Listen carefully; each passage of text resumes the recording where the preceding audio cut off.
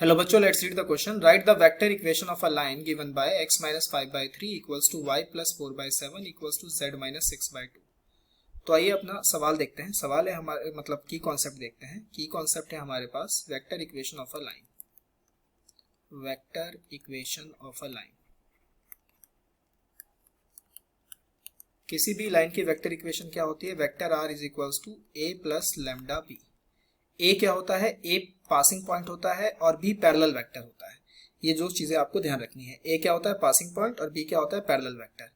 अब यहाँ पे जो हमें सवाल दिया गया है, लाइन की इक्वेशन जो दी गई है, ये कार्टेशियन फॉर्म की है. x माइनस 5/3 बराबर y प्लस 4/7 बराबर z माइनस 6/2. अब देखो, मैं इसको लेमडा मान लूँ तो कोई दिक्कत तो नहीं है ना. लेट सपोज करते हैं ये लेमडा है. सो x माइनस 5/3 लेमडा के इक्वल, तो मैं यहाँ से x की वैल्यू क्या बोल सकता हूँ? 5 प्लस 3 लैम्डा. ठीक है. इसी तरीके से y की वैल्यू भी हम निकाल लेते हैं, 7 लैम्डा माइनस 4. इसी तरीके से z की वैल्यू भी निकाल लेते हैं. z की वैल्यू ये 2 है नीचे, तो ये आएगा 2 लैम्डा प्लस 6.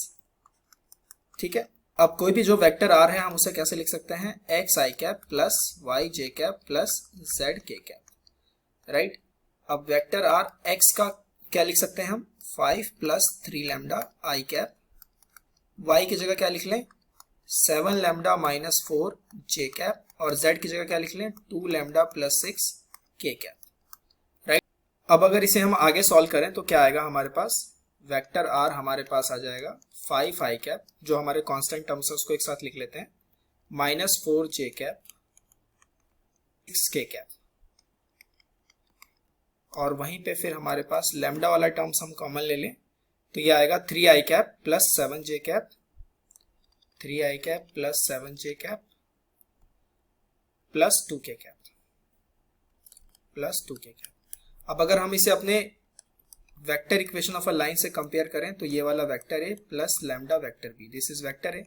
तो पासिंग पॉइंट यहाँ पे क्या है? Passing vector 5 i cap minus 4 J cap plus 6 K cap.